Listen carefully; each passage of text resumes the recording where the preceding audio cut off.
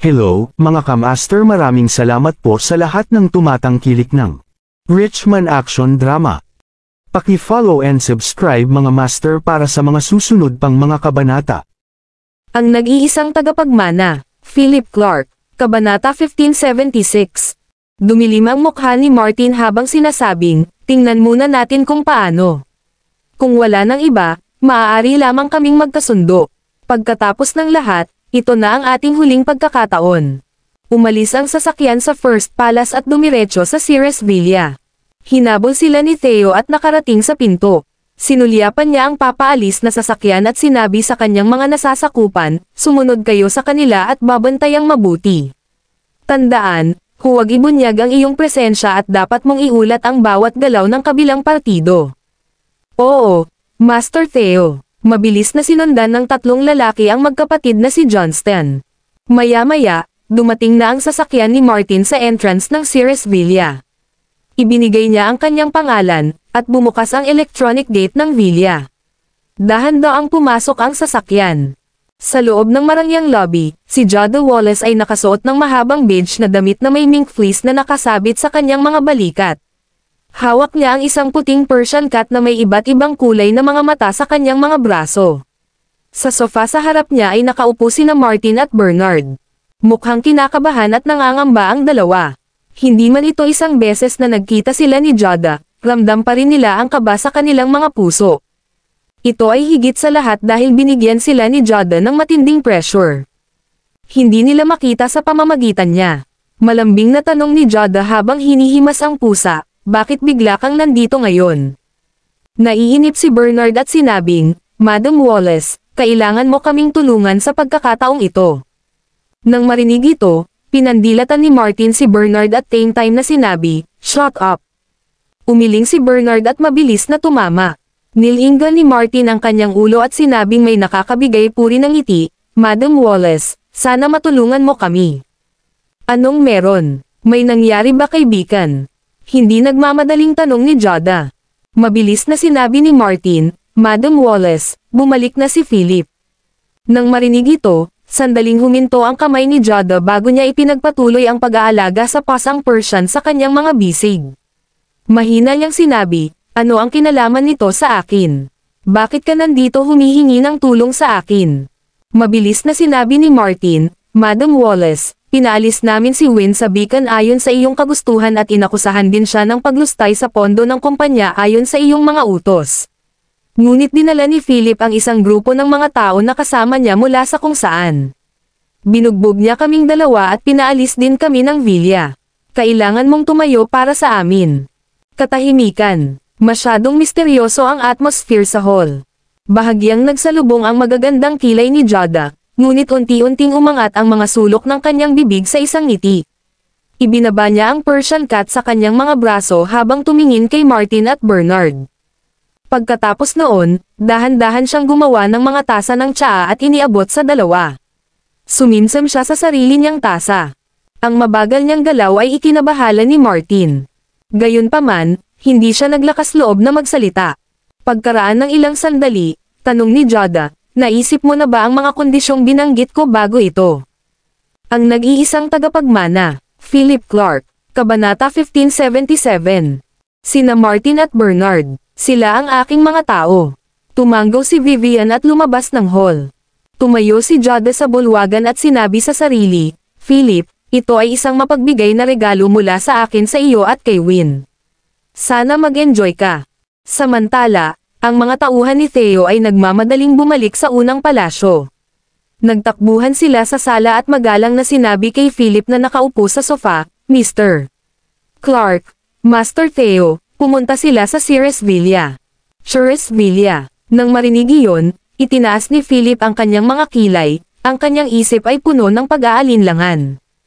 Magkakilala ba sina Martin at Jada? Okay. Naiintindihan ko, sagot ni Philip at sinabi. Pagkatapos, kumunot ang noo niya habang nagmumuni-muni saglit. Sabi niya kay Theo, magdala ka ng ilang tao at bantayan ang beacon, lalabas na ako. Mabilis na tanong ni Theo, Mr. Clark, hindi mo ba kailangan na samahan kita? Umiling si Philip at sinabing, hindi, may kasama ako. Pagkasabi noon ay tumayo na siya at papaalis na sana sa First Palace. Gayunpaman, sa sandaling ito, may nag-anunsyo sa pinto, "Master Theo, may tao sa labas para makita si Mr. Clark." Tumaas ang kilay ni Theo at nagtanong, "Sino?" "Isang tao mula sa Ceres Villa na ang pangalan ay Vivian Wallace," sagot ng subordinate. Agad na lumabas si Philip at nakita si Vivian sa pintuan. Ang kanyang kaakit-akit na figure ay nakasuot ng itim na leather jacket at leather na pantalon. Ang babaeng ito ay nakasuot lamang ng katad na damit kahit anong oras. Siya lang ba ang may ganitong set ng damit? Ang nag-iisang tagapagmana, Philip Clark, Kabanata 1578. Bakit mo hinahanap si Ro? Mataimtim na tanong ni Philip. Hinubad ni Vivian ang malapad na sunglasses at dirdiretsong sinabi sa akin ni Madam na sabihin sa iyo na si Martin at Bernard ay mga tao ni Madam. Umaasa siyang hindi mo gagawin masyadong mahirap ang mga bagay para sa kanila. At saka, simula ngayon, wala nang koneksyon silang dalawa sa Beacon Group. Pagkasabi nun ay tumalikod na si Vivian at gusto nang umalis. Nagtaas ng kilay si Philip at biglang kumilos para hawakan ng isang kamay ang braso ni Vivian. Kumunot ang noo ni Vivian, tumalikod, at itinaas ang paa niya para sipin ang leeg ni Philip. Tumabi si Philip at umiwas sa sipa. "Young Master Clark, mangyaring bantayan ang iyong sarili." Malamig na sabi ni Vivian sabay talikod sabay indayog ng balakang habang papasok ng sasakyan at umalis.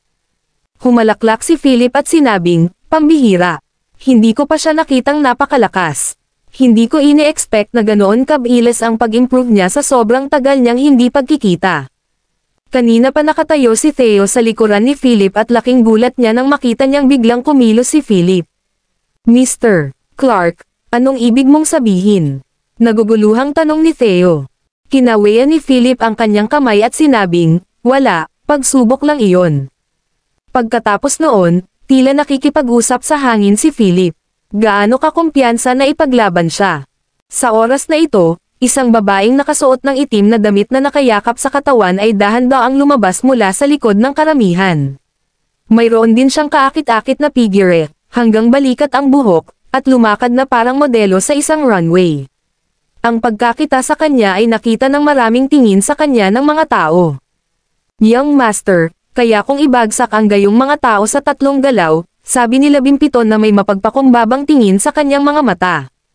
Siya ay isang miyembro ng Shadow Squadron at hindi maglalagay ng isang personal na bantay tulad ni Vivian Wallace sa kanyang mga mata. Masyadong inferior. Ngumiti si Philip at sinabing, "Natuto ka sa kanila ng masasamang bagay." Sa tingin ko hindi siya ganoon ka-simple. Itinatago niya ang kanyang lakas. Nang marinig ito, kumunot ang kilay ni 17 habang bumubulong, "Kung gayon, papatayin ko siya ngayon." Pagkasabi niya nun, tatakbo na siya palabas. Sa kabutihang palad, pinigilan siya ni Philip at sinabing, "Huwag kang magdulot ng anumang gulo. Samahan mo muna ako sa Ceres Villa. Gusto kong makita kung ano ang ginagawa ni Jada." Pagkatapos sabihin iyon, personal na pinaandar ni Philip ang kotse at sumama sa 17 kasama niya, umalis sa First Palace. Hindi nagtagal, nakarating na sila sa entrance ng Ceres Villa. Gayunpaman, sa pagkakataong ito ay mahigpit na sarado ang pinto. Ngumisi si 17, "Young Master, mukhang ayaw kang makilala ni Jada." Nakaupo sa driver's seat, ngumiti si Philip. Pinisil niya ang upos ng sigarilyong escarlate sa kanyang kamay at hinampas ang pedal ng gas. Bang! Bumaril ang sasakyan at marahas na bumangga sa electronic gate. Sa isang magandang tailspin, ang kotse ay tumigil ng matatag sa villa. Pitter-patter. Sa oras na ito, sunod-sunod na pangkat ng mga gwardya ang sumugod mula sa loob ng villa. Sa kanilang mga kamay sa kanilang mga baywang, pinalibutan sila at mahigpit na sumigaw, "Bumaba ka sa sasakyan." Ngayon din, si Philip at ang 17 ay bumaba sa sasakyan at malayang sumandal sa mga pintuan. Para silang nasa isang eksena mula sa Grand Theft Auto. 17 tumingin kay Felipe, inilagay ang kanyang mga kamay sa kanyang mga bulsa, at nagkibit balikat. Nakangiti si Philip habang humakbang pasulong at mariing sinabi, "Sabihin mo kay Jada na lumabas dito at makita ako." Ang nag-iisang tagapagmana, Philip Clark, Kabanata 1579. Pinalibutan ng mga gwardya ng Ceres Villa si Philip at 17 sa mga sandaling ito, malungkot ang kanilang mga mukha. Tila kung si Philip ay gagawa ng anumang agresibong paggalaw, sila ay magdudugtong at ibababa siya. Young Master Clark, Ceres Villa ito, hindi Arcadia Island. Dito, si Madam lang ang may final say. Sa oras na ito, lumabas ang kapitan ng mga gwardya mula sa likod ng karamihan habang nakasuot ng itim na suit. Siya ay may matipunong figure, matigas na mukha, at tanned na balat. Tinaas ni Philip ang kanyang kilay at tumingin sa ibabaw. Ang mga sulok ng kanyang bibig ay bumubuo ng isang maliit na ngiti habang sinasabi niya, "Kung gusto kong pumasok, pipigilan mo ba ako?" Dumilim ang mukha ng kapitan at sumagot ito, "Nag-utos si Madam na hindi siya makikipagkita sa kahit na sinong bisita ngayon kahit sino pa ang dumating. Sana hindi mo kami pahirapan, Young Master Clark.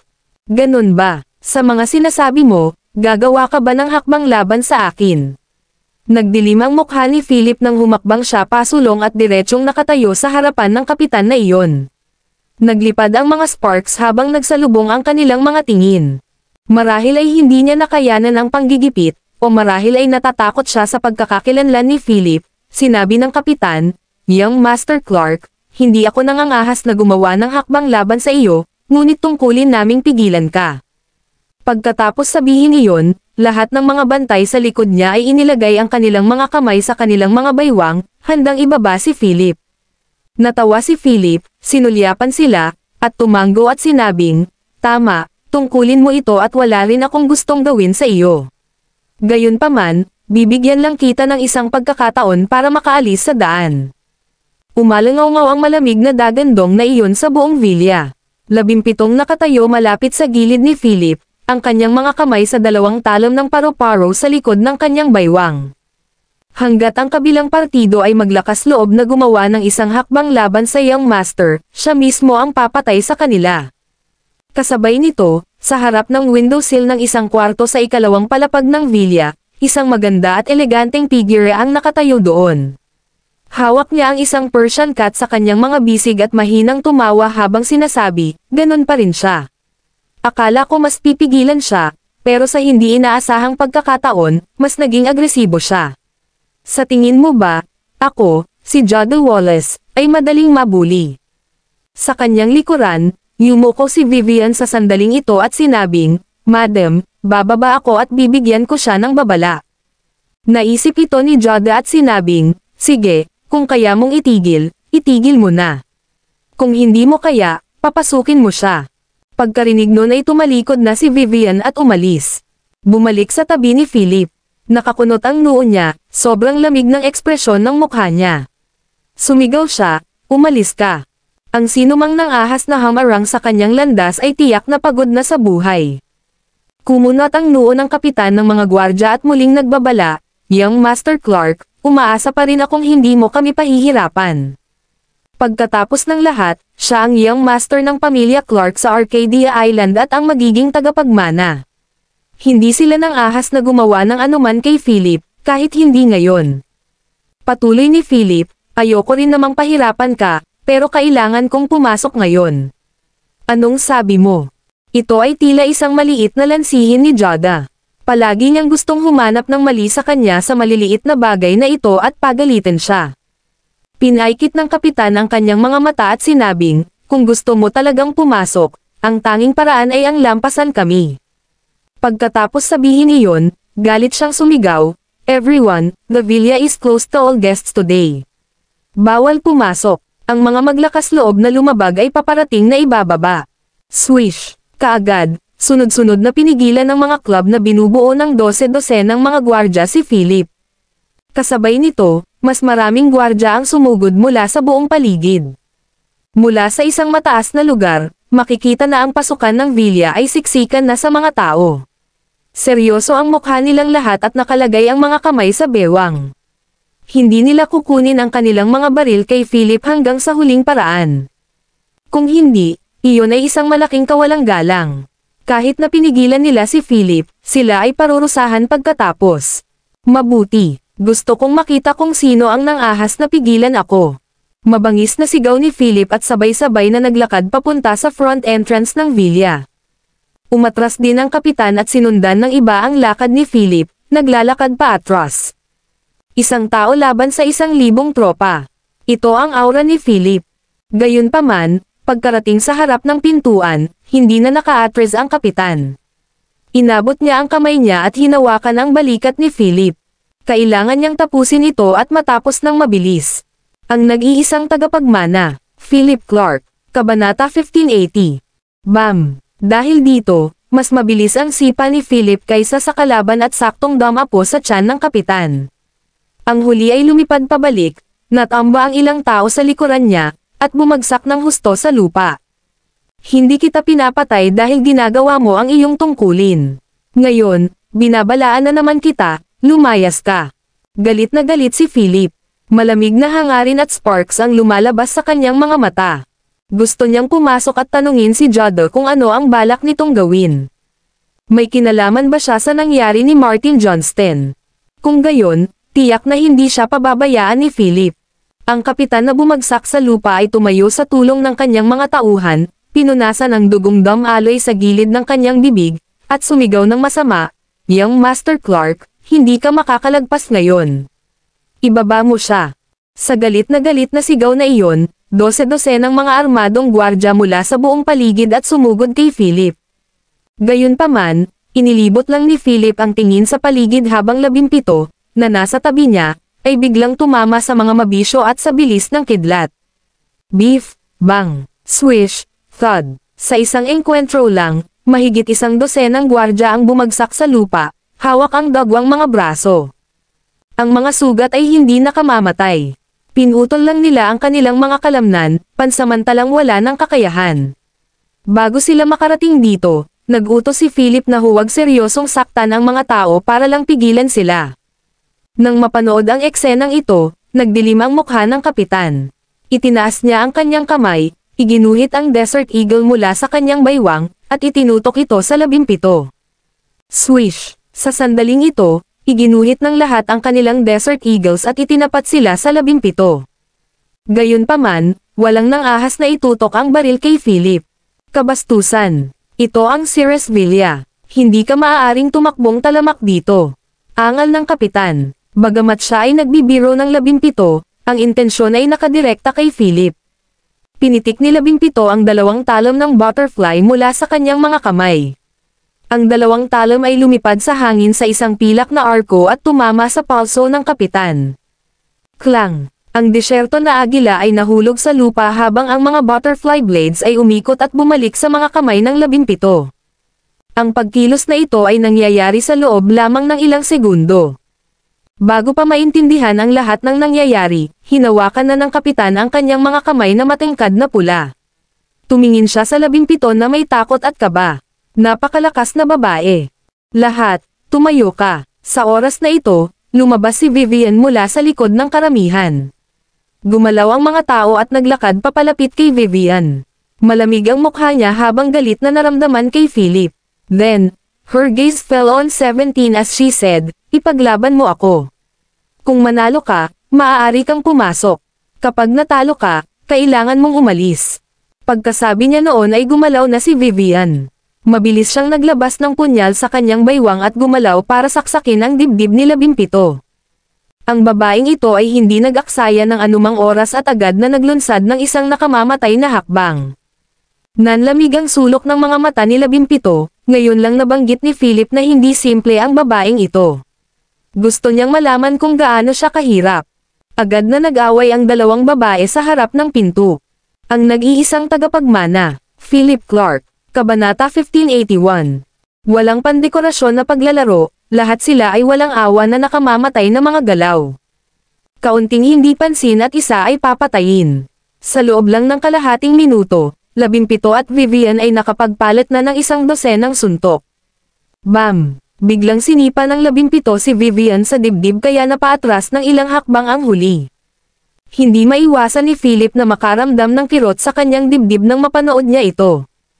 Ang mga babaeng mukhang maislan, paano sila naging napaka-brutal sa isang away. Akala niya ay magtatagal ito, ngunit sa susunod na segundo, determinado na ang mananalo. Ang mga butterfly blades sa mga kamay ni 17 ay nagpadala ng idiniin sa makatarungan at macelan na leeg ni Vivian. Buong pagmamalaking sabi niya, sabi ni Young Master, hindi naman masama ang kakayahan mo, pero sa tingin ko ay ganoon lang. Ikaw. Nanlaki ang mga mata ni Vivian sa galit habang nakakuyom ang mga kamao na tila hindi kumbinsido.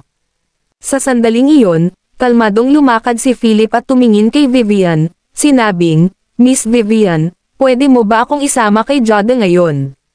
Bumantong hininga si Vivian, tumalikod, at naglakad palayo. Ipinasok din ni Philip ang mga kamay sa bulsa ng pantalon at sumunod.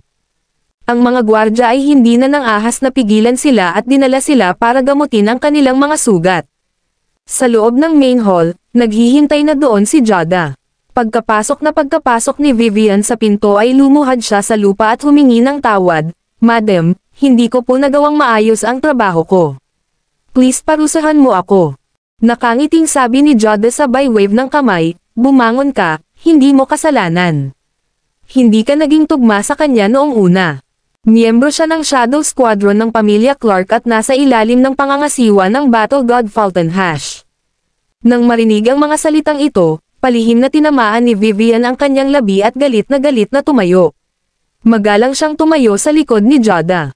Para naman kay Philip, walang pakialam niyang tiningnan si Jada na nakaupo sa sofa at medyo nagtanong, ikaw ba ang nagbibigay ng mga ideya kina Martin Johnston at Bernard Johnston sa likod ng mga eksena? Makalipas ang mahabang panahon, ganoon pa rin ang itsura ng babaeng ito. Kahit na siya ay tumingin eleganteng, ang kanyang puso ay rualicious. Ngumiti si Jada, gumawa ng isang tasa ng tsaa, at mahinang tumawa habang sinasabi, ito ang English breakfast. Napakaganda nito, dapat mong subukan ito, bihira ka lang bumisita, kaya dapat gawin ko ang best ko bilang host. Tumawa si Philip at sinabing, hindi mo na ako kailangang kausapin ng bongga. Hindi na kailangan ng ganito sa pagitan natin. Ikaw at ako ay parehong malinaw na alam kung anong uri ng tao ka.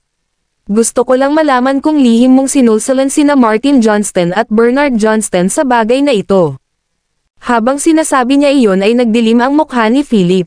Tila nag-freeze din ang hangin sa paligid at mas nakaka-depress ang atmosphere, dahilan para makahinga ang mga tao. Ang makatarungang jade ni Jada na parang kamay ay marahang itinaas ang tasa ng tsaa sa kanyang malarosas na labi. Suminsam siya, puno ng kasiyahan ang kanyang mukha habang mahinang nagtanong, bakit mo pinaghihinalaan na ako iyon?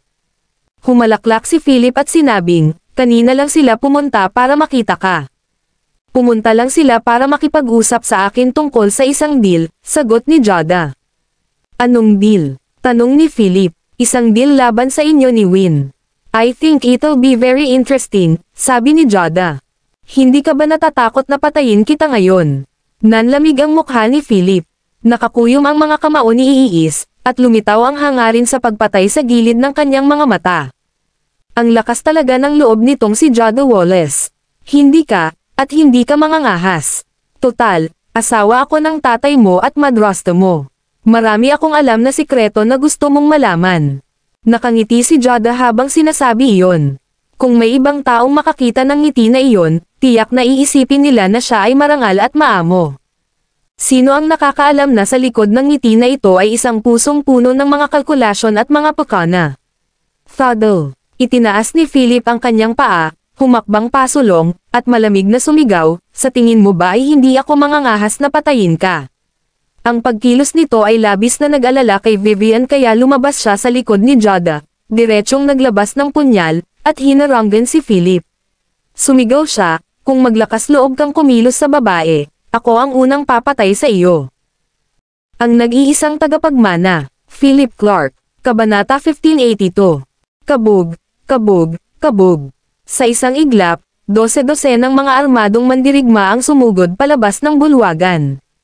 Handa silang lahat na makipaglaban at malapit nang makita si Philip. Kaya lang nakatutok pababa ang mga sandata sa kanilang mga kamay. Nanlamig ang gilid ng mga mata ni Philip. Tinitigan niya si Vivian habang lumingon sa paligid, natatawa niyang sinabing, bakit? Gusto mo bang gumawa muna ng hakbang laban sa akin? Ibinaba ni Jada ang tasa ng tsaa, habang nakatingin sa 17 na nasa tabi ni Philip. Ang batang babae ay tila walang pakialam sa nangyayari sa kanyang harapan. Para bang sa mga mata niya, laruan lang ang mga taong ito. Tama na, bumaba, bakit nahihirapan akong kausapin ang anak ko? Sabi ni Jade sa sandaling ito.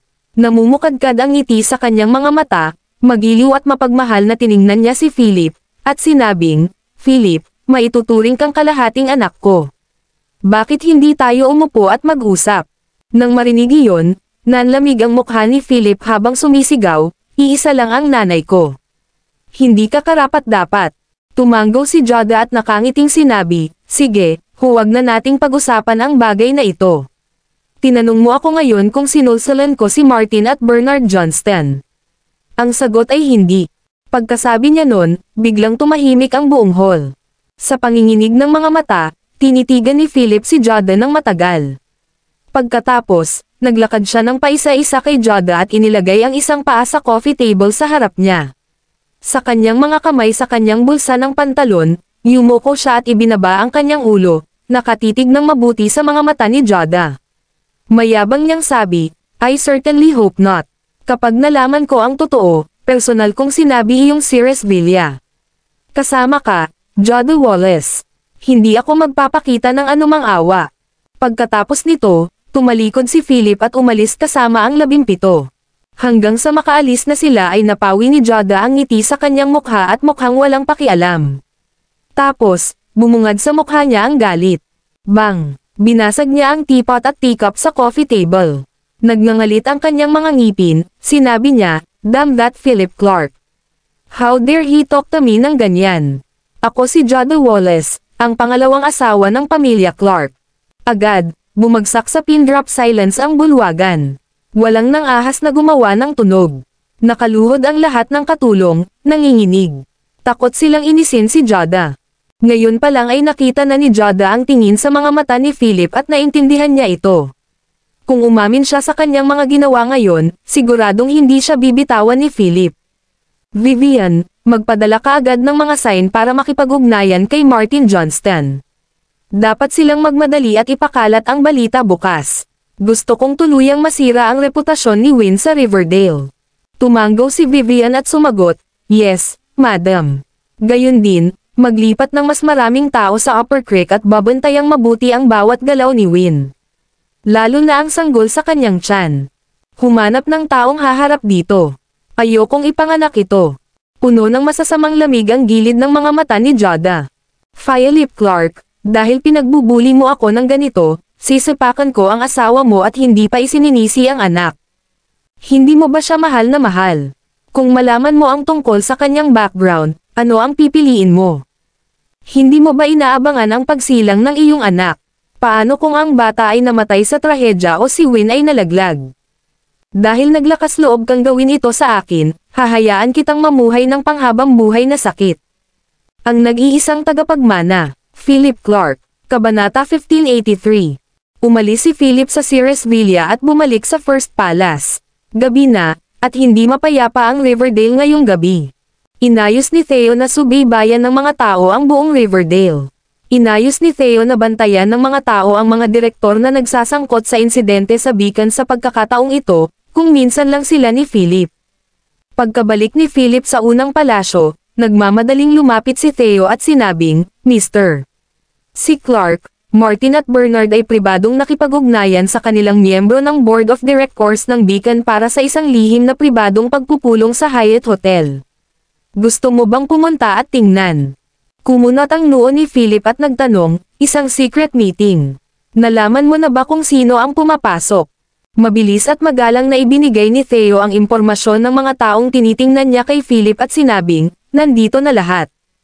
Ito ang lahat ng mga namumuhunan sa Beacon sa simula. Miyembro rin sila ng Board of Directors ng kumpanya. Gayunpaman, pagkatapos imbestigahan ang kanilang mga transaksyon sa pananalapi, alam kong ang mga taong ito ay hindi dumating upang mamuhunan sa Beacon sa simula. Ang mga ito ay sinusuportahan ng isang malakas na konsorsyum na may layunin ng multi-effect integration. Patuloy nilang kinokontrol ang Beacon bilang isang individual na shareholder ng direktor. Pagkatapos nilang makakuha ng tiyak na halaga ng equity, maaari nilang i-override ang karapatan ni Mrs. Clark na magsalita sa beacon. Nang matapos magsalita si Theo, bumagsak ang tingin ni Philip sa ulat ng investigasyon. Nagsalubong ang kanyang mga kilay habang dumilim ang kanyang mukha. Hindi niya binigyang pansin ang sitwasyon sa simula, ngunit sa kanyang pagtataka, ang lahat ay nangyayari ngayon. Napakahusay, gaano kawili-wili. Itinabi ni Philip ang impormasyon, tumayo, at sinabing, "Tara na at kilalanin natin si Martin at iba pa para makita kung ano talaga ang ginagawa nila." "Oo, Mr. Clark, nakahanda na ang sasakyan para sa iyo," mabilis na sabi ni Theo. Tumango si Philip, tinapik ang balikat ni Theo, at sinabing, "Maganda ang ginawa mo sa bagay na ito at hindi ka nabigo na matupad ang inaasahan ko sa iyo." Kapag natapos na ang paggamit nito, pupunta si Win sa isang tahimik na lugar para hintayin ang pagdating ng sanggol. Sasamahan ko din siya. Sa oras na iyon, ang lahat ng mga gawain ni Riverdale ay ibibigay sa iyo. May tiwala ka ba? Nang marinig ito, natigilan si Theo habang tuwang-tuwang sinabing, "Mr. Clark, ito ang promotion mo sa akin. Tiyak na magsisikap akong matupad ang iyong mga inaasahan sa akin." Ngumiti si Philip at sinabing, "Sige, mas matanda ka sa akin. Hindi na kailangang tretuhin ako ng ganito ng pribado." Pagkatapos nun, nag-walk out si Philip. Nahuli si Theo at napatingin sa likuran ni Philip. Ang gayong binata ay may ganoong kadakilaan at ambisyon. Biglang na-realize ni Theo na tama ang naging desisyon niya noong pinili niya si Philip noon. Mabilis niyang naabutan si Philip sa kanyang harapan, inanyayahan siya sa kotse, at personal na naghatid sa kanya sa Hyatt Hotel.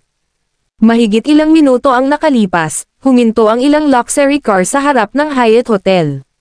Ang mga kalalakihan at kababaihan na may hindi pangkaraniwang mga pagkakakilanlan ay sunod-sunod na bumaba mula sa mga kotse. Lahat sila ay miyembro ng Board of Directors ng Beacon Group. Nagsama-sama sila at tumango sa isa't isa bago pumasok sa hotel. Sa loob ng maliit na conference room sa itaas na palapag ng Hyatt Hotel, tahimik na nag-uusap sina Martin at Bernard tungkol sa isang bagay. Sa sandaling ito, may mga security guard na nakasuot ng itim na suit sa loob at labas ng pribadong silid. "Mr. Johnston, nandito na sila." Sa sandaling ito, pumasok ang isang security guard at magalang na sinabi kay Martin na nakaupo sa sofa. Tumango si Martin, bumangon, at inayos ang kanyang suit. Pagkatapos, tumayo siya at sinabing, "Dalhin mo sila." Hindi nagtagal, 7 o 8 board members na may kakaibang pagkakakilanlan ang pumasok sa maliit na silid. Inunat ni Martin ang kanyang kamay, nakipagkamay sa kanilang lahat, at nakangiting sinabi, "Ikinalulungkot ko talaga sa pag-imbita sa inyong lahat dito sa kalagitnaan ng gabi. Sana matitiis mo ako." Nakaupo silang lahat, naguguluhan ang mga mukha at puno ng pagdududa. Tanong ng isa sa kanila, "Mr. Johnston, ano ang nangyayari? Kagitnaan na ng gabi. Kinailangan kong bumangon sa kama nang matanggap ko ang tawag mo." Ngumiti si Martin at humihingi ng tawad, "Mr. Jenkins at lahat ng naririto, pasensya na. Kung hindi dahil sa mga espesyal na pangyayari, hindi ko tatawagan ang lahat ng tao rito ng ganoon kadali. Anong nangyayari dito at tinawag mo kami ng napakahiwaga?" "Oo, Mr. Johnston, sabihin mo lang sa amin kung ano ang nangyayari." Lahat ay mukhang balisa habang nagdadaldalan. Umubo si Martin at sinabing, "Hindi ko ito itatago sa iyo. Medyo urgent ang sitwasyon sa pagkakataong ito, kaya huli na akong nagtanong sa lahat ng nandito. Ano ba talaga ang problema? Just say the word and we can decide for you," malakas na sabi ng isang tao. Sandaling natahimik si Martin. Pagkatapos, umiling siya at sinabing, "Bumalik na si Philip Clark." Ang nag-iisang tagapagmana, Philip Clark, Kabanata 1584. Ang kapaligiran sa maliit na conference room ay naging sobrang lungkot bigla. "Bakit siya bumalik bigla? Pinigil mo ba siya?" Kinakabahang tanong ni Mr. Jenkins kanina.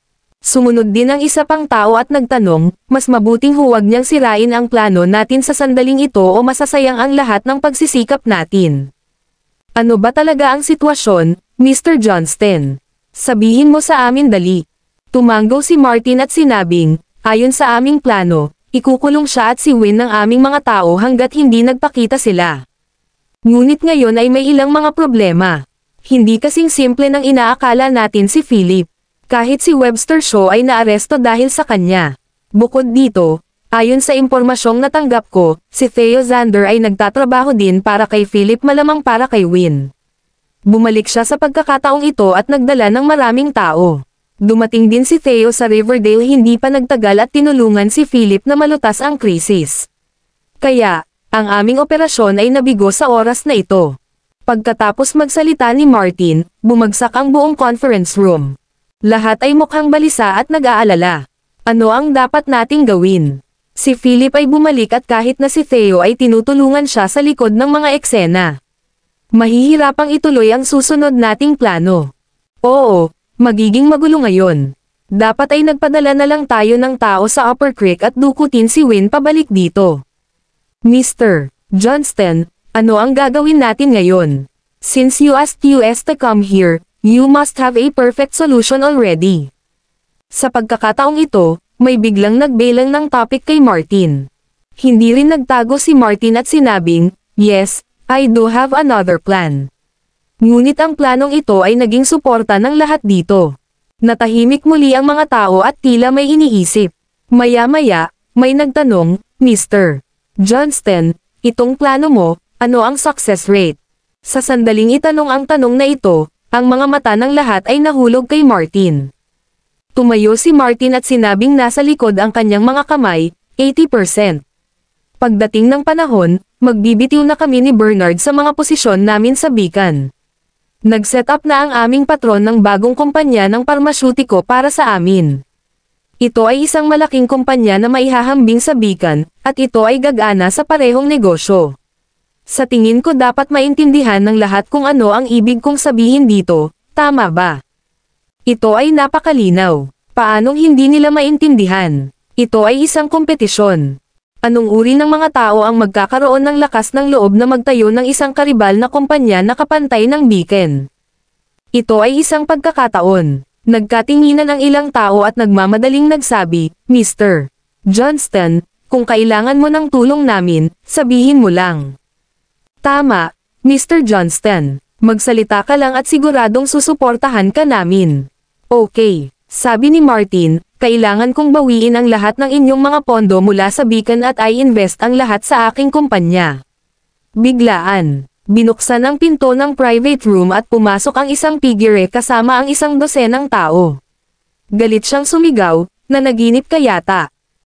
Ang nag-iisang tagapagmana, Philip Clark, Kabanata 1585. Ang galit na dagandong na ito ay yumanig sa buong silid hanggang sa umugang. Sinundan ng lahat ang tunog at nakita si Philip na nakalagay ang mga kamay sa bulsa ng pantalon, kasunod si Theo na magalang na nakatayo sa gilid niya. Pinamunuan nila ang isang dosenang thug na nakasuot ng itim na suit na pumapasok. Sa sandaling ito, ang lahat ay nagpanik. Madilim ang mukha ni Martin habang nakatitig kay Philip na papalapit sa kanya. Mataimtim niyang sinabi, sino ang nagpapasok sa iyo? Pina-reserve ko na itong kwarto. Umalis ka dito. Galit na galit si Martin. Ang Philip Clark na ito ay talagang walang batas. Pumasok pa siya sa private room niya. Sa pag-iisip sa ginawa sa kanya ni Philip kanina, sobrang sama ng loob ni Martin.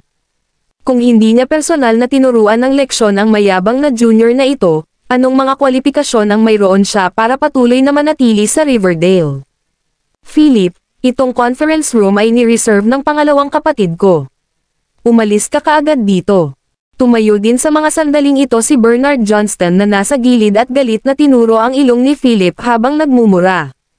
Gayunpaman, si Philip ay sumulyap lamang sa kanya nang walang pakialam habang ang kanyang mga mata ay tumagay sa iba pang mga tao sa bulwagan. Nataranta ang lahat ng miyembro ng board nang makita nila si Philip at hindi na sila naglakas loob na tingnan pa ito sa mata. Hihihi, bahagyang tumawa si Philip at nag-swagger sa ilalim ng mga tingin ng lahat. Umupo siya sa sofa at sinabing, pakituloy ang usapan nyo. Magiging observer ako.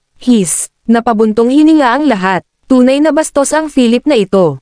Hindi nakakagulat na kinailangan silang tipunin ni Martin sa kalagitnaan ng gabi para harapin si Philip. Galit na galit si Martin habang galit na nakatingin kay Philip at sinabing, Philip, Private territory ko ito at iilan lang sa atin ang nagpupulong dito. Gusto mo ba talagang idikit ang iyong ilong dito? Masyado kang mayabang. Tama na, masyado nang malayo ang mararating mo. Nandito kami para sa isang pribadong talakayan. Ano ang kinalaman nito sa iyo? Oo, tama si Mr. Johnston. Dahil gusto mong makita, maaari kang manatili sa lahat ng gusto mo. Aalis na kami. Pagkasabi noon ay aalis na ang ilang board members. Gayunpaman, sinara na lang ng mga tao ni Theo ang pinto at pinigilan sila. Philip, ano ang ibig sabihin nito? Gusto mo ba kaming ay illegal detained dito? Galit na galit si Mr. Jenkins sa sandaling ito. Kinagat niya ang kanyang mga ngipin at tinitigan si Philip. Bahagyang ngumiti si Philip at tumingin kay Martin na naging pangit ang mukha. Tumayo siya, lumapit kay Mr. Jenkins, at tiningnan siyang mabuti. Sabi niya, kilala kita. Nang marinig ito, kumirot ang puso ni Mr. Jenkins ngunit nagpanggap pa rin siyang kalmado at ngumuso. So what if kilala mo ako? Ano ang gusto mong sabihin?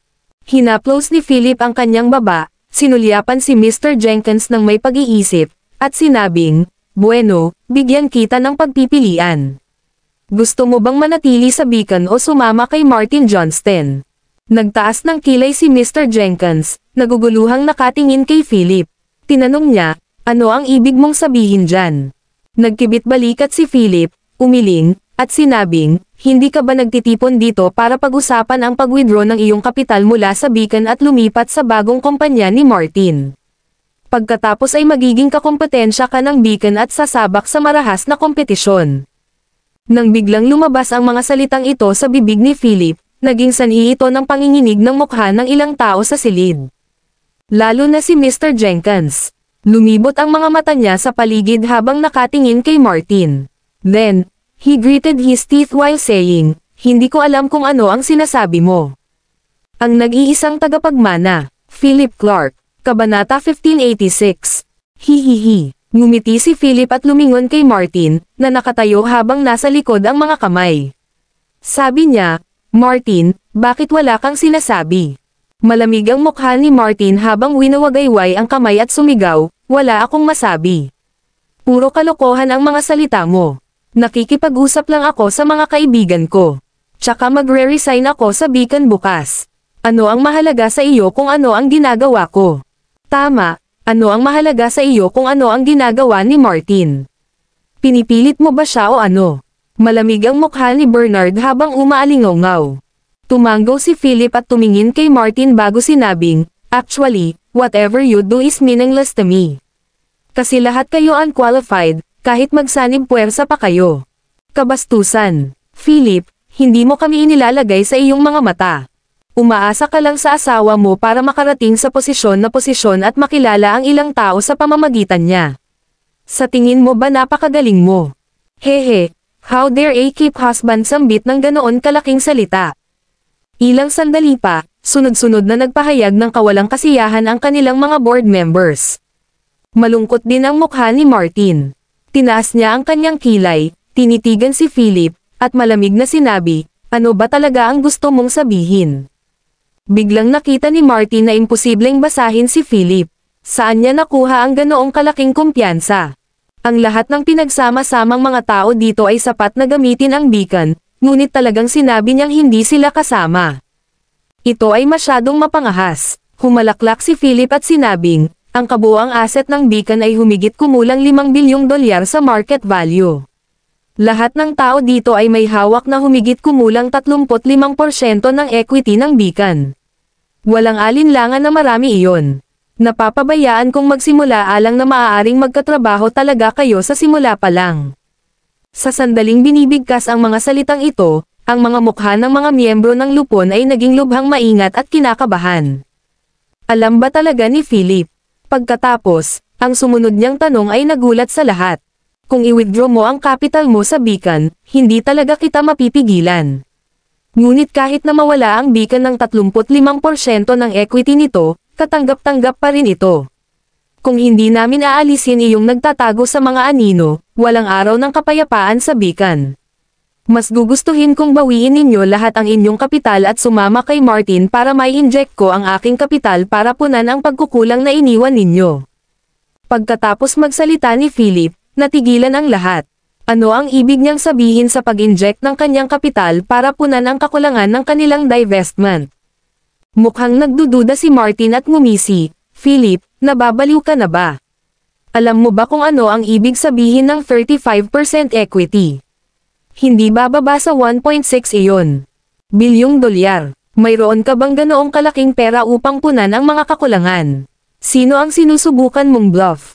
Ang Philip Clark na ito ay talagang over the top. Akala niya ba talaga mayaman siya? Akala ba niya isa siyang mayaman na pangalawang henerasyon? Maglalabas na lang kaya siya ng 1.6 bilyong dolyar para tulungan si Beacon? Tawa din ng tawa ang iba at tumingin kay Philip na parang tulala. Akala nila ay kahanga-hanga siya, ngunit siya ay isang tanga. Gayunpaman, walang pakialam na umiling si Philip at sinenyasan si Theo, na nagsasabing, ilabas mo ito at ipakita mo sa kanila. Mabilis na naglabas ng dokumento si Theo at namahaji ng kopya sa bawat tao. Kasabay nito ay ang boses ni Philip. Ito ang divestment agreement. Hinahayaan ko na kayong mag-divest at hikayatin kayong pirmahan ito sa lalong madaling panahon. Napatulala ang lahat nang makita nila ang divestment agreement sa kanilang mga kamay. Naglakas loob talaga si Philip na kumilos ng ganito. Ang nag-iisang tagapagmana, Philip Clark, Kabanata 1587. Plano sana nilang gamitin ang divestment bilang banta noong una, ngunit ngayon, tila determinado si Philip na hayaan silang mag-divest. Talaga bang may kakayahan siyang makakuha ng 1.6 bilyong pondo para punan ang kakulangan pagkatapos ng kanilang divestment? Kung hindi ito magagawa sa oras, mahaharap ang Beacon sa pagkabangkarote at pagpuksa. Sinusubukan mo ba akong takutin? Umungol si Martin at inihagis ang kasunduan sa kanyang kamay sa sahig. How dare Philip gawin ito? Sinusubukan bang takutin sila? Kasunod nito, tumingin si Martin sa kanilang board members at sumigaw, huwag mong hayaang takutin kanya. Siya ay sadyang naglalagay ng matigas na harapan at sinusubukang pigilan ka. Tiningnan ng mga miyembro ng board ang divestment agreement sa kanilang mga kamay at medyo nataranta. Ano ang dapat nilang gawin? Kailangan ba talaga nilang mag-divest? Nagkatinginan sila na may pag-aalala sa kanilang mga mata. Ang eksenang ito ay nahulog sa mga mata ni Martin at Bernard. Natural nilang naramdaman ang sitwasyon. Kung hindi sila mag-divest, ano ang gagamitin para labanan sina Win at Beacon? Lahat, hindi kayo dapat malinlang nitong punk na si Philip. Niloloko ka lang niya at niloloko ka. Nag-aalala ngayon si Martin. Karaniwang maganda ang pakikitungo sa iyo ng pangalawang kapatid ko. Sa oras na ito, dapat tayong magtulungan. Ang boss sa likod namin ay nag-set up na ng bagong kumpanya para sa amin at ang sukat ay pareho ng Beacon. Hindi mo kailangang mag-alala tungkol sa anumang bagay sa lahat, Bernard echoed. Si Philip naman, dahan-dahan siyang umupo sa gilid at uminom ng tsaa. Aniya, bilasan mo at magdesisyon. Gusto kong bumalik sa kama. Nang makita ito, nagkatinginan ang kanilang mga board members at nagpas siyang kagatin ang bala. Sinigawan nila si Philip.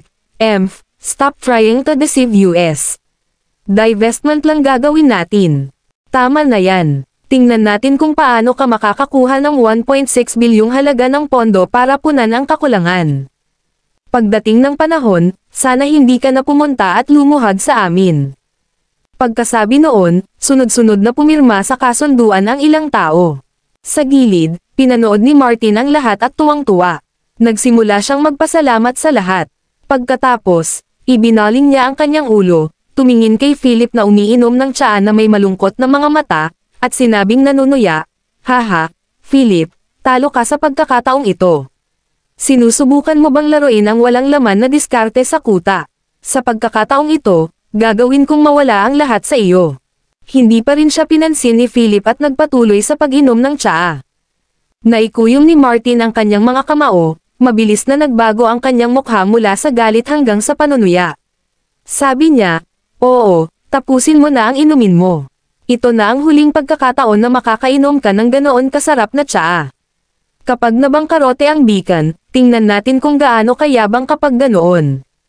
Martin, Huwag kang magalit sa talunan na ito. Nagkaganito lang siya dahil sa connections ni Win. Pagsang-ayon ni Bernard, ang kanyang mga mata pagkatapos ay nahulog kay Philip, puno ng mapanuksong lamig. Ngumisi siya, Philip, lumuhad ka at magmakaawa sa amin na palayain ka na ngayon. Total, pamangkin namin si Win at asawa kanya. Ang ganitong mga ugnayan ng pamilya ay hindi maaaring masira ng ganoon lamang. Hanggat hinihikayat mo si Win na isuko ang lahat ng kanyang mga bahagi, personal kong ipinapangako na bibigyan ka ni Win ng 10 milyong dolyar upang matulungan kang magbukas ng isang maliit na negosyo. Paano na? Nang marinig ni Martin ang sinabi ni Bernard, ngumiti rin siya at sinabing, tama. Hanggat lumuhad ka at nagmamakaawa sa amin ngayon, kakausapin ko ang mga direktor at hiling sa kanila na huwag mag-divest.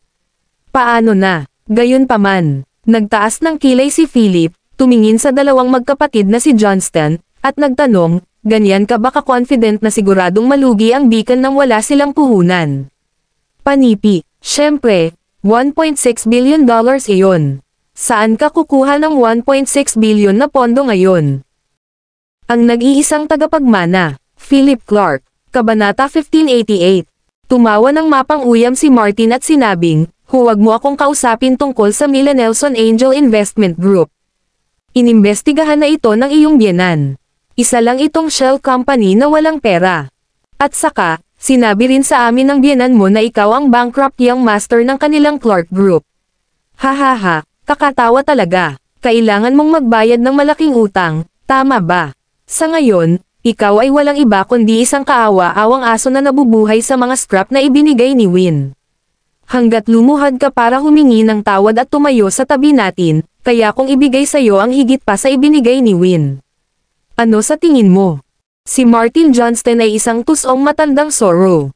Talagang sinusubukan niyang pumagitna sa relasyon nila Philip at Win. Smack! Mariing inilagay ni Philip ang teacup sa coffee table at nagtaas ng kilay, nakatingin sa mga board members na may iba pang ekspresyon sa harapan niya. Aniya, natatakot akong ma-disappoint ka, kung ganoon. Madali akong makakakuha ng 1.6 bilyong dolyar sa loob ng ilang minuto. Naniniwala ka ba? Bakit ka nagyayabang? Sa oras na ito, gusto mo pa bang kumilos ng matigas at magdusa sa katahimikan? Paano ang isang talunan na tulad mo ay makakahanap ng 1.6 bilyong dolyar na halaga ng pamumuhunan? Ang isa sa mga direktor ay nanunuya sa sandaling ito. Nako, sobrang laki ng sombrero sa ulo niya. Ngayon, wala ang aming pamumuhunan, ang Beacon ay maaaring maghintay lamang para sa pagkabangkarote. Hahaha, hinihintay ko ang araw na lumuhad si Philip Clark at nakiusap sa amin na muling mamuhunan. Lalong naging kasuklam-suklam ang tawanan ng mga taong ito. Snap! Itinaas ni Philip ang kanyang kamay at pinitik ang kanyang mga daliri. Sa tabi niya, yumuko si Theo at tumabi sa kanya ng magalang. Matapos damaykit at makinig sa utos ni Philip, dali-dali siyang lumabas ng maliit na silid. Ang eksenang ito ay nagpagulo sa lahat. Ano ang ginagawa ni Philip? Ano ang sinabi mo sa kanya na gawin? Hindi maiwasang magtanong ni Martin. Bahagyang natawa si Philip at sinabing, wala lang, sinabi ko lang sa kanya na bumaba para kumustahin ang kanilang mga tao. May darating na cash delivery team mamaya. 1.6 bilyong dolyar, hindi isang sentimos higit pa, hindi isang sentimos na mas mababa. Maaaring gumawa ng bank transfer si Philip.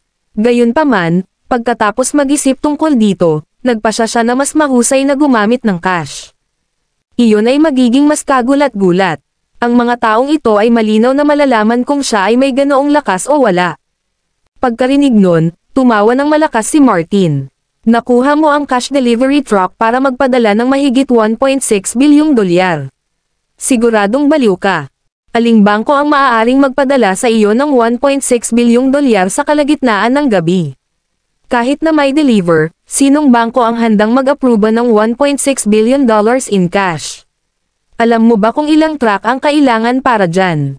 Hindi lang si Martin kundi ilan pang direktor ang nanunuya. Nakakatawa lang si Philip. Nagalit ba siya sa galit? Maaari pa nga siyang magbiro tungkol sa pagkuha ng 1.6 bilyong dolyar na cash na ipinadala. Nakakatawa lang. Gayunpaman, mahinang ngumiti si Philip at sinenyasan ang kanyang mga tauhan na binuksan ang lahat ng kurtina sa maliit na silid. Pagkatapos, sinulyapan niya ang oras at sinabing, malapit na. Isa pang 10 minuto o higit pa. 10 minuto. Sige, maghihintay ako ng 10 minuto. Gusto kong makita kung paano ka makakadala ng $1.6 bilyong sa cash. Halos mamatay si Martin sa kakatawa. Umupo siya sa sofa ng mahinahon at humihit-hit ng tabako habang nakatukod ang mga paa. Tumanggi siyang maniwala dito. Paano makakakuha ng natalo na ito ng $1.6 bilyong sa cash at makakuha ng isang cash delivery team para ihatid ang pera? Ito ay walang iba kundi isang panaginip. Ang nag-iisang tagapagmana. Philip Clark, Kabanata 1589. Sa lalong madaling panahon, 10 minuto ang lumipas. Wala pa ring gumagalaw sa ibaba. Nakatayo pa nga si Bernard sa bintana at sadyang nakatingin sa labas. Maliban sa ilang sasakyan na dumaan, walang palatandaan ng una mga delivery truck sa mga lansangan. Walang kahit isang tao. Lumingon siya, umiling kay Martin, at sinabing, Martin, walang anuman sa ibaba. Agad na hinampas ni Martin ang mga kamay sa armrests, bumangon, at walang pidgel na tumawa. Tinuya niya si Philip, mahal kong pamangkin, ano ngayon? Lumipas ang 10 minuto. Nasaan ang iyong mga cash delivery truck? Nasaan ang $1.6 bilyong na pera? Ha ha ha. Kaagad pagkatapos, sarkastikong nagsalita ang mga nakapaligid na direktor, I'm laughing my ass off. Nakakatuwang panoorin ang dramang ito sa gabi. Oo, kahit matanda na ako ngayon, nakakapanood pa rin ako ng mga ganitong nakakatawang pangyayari. Tatandaan ko ito sa natitirang bahagi ng aking buhay. Baka mas mahaba pa ang buhay ko sa kakatawa dito. Panipi. Philip, nasaan ang convoy mo? Naghintay kami ng 10 minuto. Nagtawanan ang karamihan sa kamangmangan ni Philip. Ngumisi din si Martin at sinabing, Philip, gabi na, kaya babalik muna kami. Maaari kang maghintay dito para dumating ang iyong cash delivery team. Sana sa pagkikita natin bukas, makadalo ka sa shareholders meeting ng kumpanya na may hawak na $1.6 billion. Pagdating ng oras, naniniwala akong magiging hindi pa naganap ang kaganapan kung magbibigay ka ng $1.6 bilyong na cash upang matulungan ang Beacon. I think Win will also be very grateful to you then. Ha ha ha. Tawa ng tawa si Martin kaya hindi niya napigilan. Sa kabilang banda, ngumiti si Philip at tumingin sa orasan sa dingding. Sabi niya, eto na. Dito, ang mga simpleng salitang iyon ay nagpapagulo sa lahat ng tao sa silid. Sinisikap pa ba nitong mapahamak na si Philip na gumawa ng huling desperadong pakikibaka? Ang pangungutya sa mukha ni Martin ay napalitan din ng galit sa sandaling ito habang sumisigaw ito, Philip, wala na kaming oras para mag-aksaya pa sa iyo. Hintayin mo lang na malugi si Beacon. Pagkasabi nito, inihagis ni Martin ang kanyang kamay at aalis na sana kasama ang kanyang mga tao. Gayunpaman, sa sandaling ito, umalangaw-ngaw ang tunog ng mga sirena sa ibaba at naroon din ang tunog ng pagtapak ng leather boots. Saglit na nagpanik ang lahat sa kwarto. Nakatayo sa harap ng bintana, ibinaba ni Bernard ang kanyang ulo at tumingin sa ibaba. Sa isang iglap, napatulala siya. Martin, halika at tingnan mo ito. This, bulalas ni Bernard, puno ng pagkabigla ang mukha niya. Napatingin si Martin kay Philip na nakaupo sa sofa na parang walang nangyayari. Pagkatapos, sumugod siya sa bintana at tumingin sa ibaba. Napatulala siya. Sa sandaling ito, mayroong 12 sasakyan ng pulisya na may kumikislap na pula at asol na mga ilaw sa ibaba. Nag-escort sila ng 12 itim na modified money transport trucks. Nakapila silang lahat at nakapark sa ibaba ng building. Bukod dito, 2 green armored truck ang nasa likod nila. Mula sa mga sasakyan, mabilis na tumalon pababa ang mga fully armed security personnel. Naka-standby mode silang lahat, mahigpit na binabantayan ang paligid. Pagkatapos, ang mga taong iyon ay may bitbit na mga kaso ng pera mula sa mga truck ng pera at umakyat sa itaas. Nang makita ang eksenang ito, natigilan si Martin at ang iba pa. Paano ito naging posible? May cash delivery team talaga. Ito ay dapat na isang biro. Lumingon si Martin, tinitigan si Philip ng may pagtataka, at nagtanong, talaga bang inayos mo itong cash delivery team na pumunta rito? Nagkibit balikat si Philip at sinabing, malapit na silang bumangon. Pagkasabi niya noon ay bumukas ang pinto ng private room. Naunang pumasok si Theo at magalang na yumuko kay Philip na nakaupo sa beige sofa, sinabing, "Young Master Clark, dumating na ang pera. Ipasok mo ito," mataray na sabi ni Philip. Kasunod nito, ang mga lalaking may dalang isang malaking kaso ng pilak bawat isa ay pumasok sa isang maayos na hanay at inilagay ang mga kahon na iyon sa maliit na conference room. Tumagal ito ng 10 minuto bago ito natapos. Ang buong gitna ng maliit na silid ay napuno ng 12 ng malalaking kaso ng pilak. Sa sandaling ito, si Martin at ang iba pa ay nakatingin sa eksenang nasa harapan nila, napatulala. Talagang nabigla ang kanilang mga sentido ang maayos na nakaayos na mga kaso ng pilak. Itinaas ni Philip ang kanyang kamay at sinabing, "Buksan ang mga kahon." Pop, pop, pop. Kaagad pagkatapos, ang bawat kaso ay binuksan ng mga security personnel na nagbabantay sa kanila. Agad na napuno ng amoy ng mga papel de bangko ang buong silid. Ang 12 ng malalaking kaso ay puno ng mga banknotes. Ang nag-iisang tagapagmana, Philip Clark, Kabanata 1590. Mayroong 50 milyong dolyar sa bawat kaso. Nang makita ito, bumagsak ang puso ni Martin at ng iba pa. Nakuha nga ni Philip ang kanyang mga kamay sa 1.6 bilyong dolyar. Sa ganoong kaikling panahon din. Nakakatakot ito. Anong uri ng lakas ang kailangan para magawa ang lahat ng ito? Nataranta at labis na natakot si Martin. Anong klaseng halimaw ang kinakalaban niya? Sa ganoong lakas, bakit nasa pamilya pa rin ni Johnston si Philip kung saan kailangan niyang magdusa sa paghamak ng iba? Inihanda mo ba ang lahat ng ito? Medyo naghinala pa si Martin.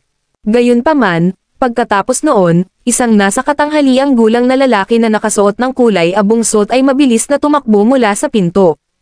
Magalang siyang tumayo sa harap ni Philip, nakayuko, at sinabing nakayuko, "Young Master Clark, salamat sa paggamit ng Swiss Bank. Narito ang 1.6 bilyong dolyar sa cash. Ito ang iyong itim na card. Pakisuri ito." Swoosh! Nagulat ang lahat nang marinig ang Swiss Bank na binanggit. Sa sandaling ito, nang makita ang nasa katanghaliang gulang na lalaki na magalang na nag-abot ng isang itim na card kay Philip, lahat ay napanganga. Ang itim na card ng Swiss Bank ay ang pinakamataas na antas ng lahat ng mga credit card. Ang depositor ay kailangang magkaroon ng 10 bilyong dolyar na reserba. Dito, sa card na ito, ang isa ay magiging panauhing pananaw sa mga pangunahing bangko sa mundo at tatangkilikin ang pinakamataas na antas ng bukod sa paggamot. Pag-aari talaga ni Philip ang black card na ito. Hindi ka panipaniwala. Wala sa mundong ito. Napatulala si Martin at ang iba pa. Ito ay isang eksenang hindi masasabi. Hindi ba talo si Philip? Hindi ba siya ang bankrupt na young master ng Clark Group? Saan siya nakakuha ng napakaraming pera at paano siya nagkaroon ng black card?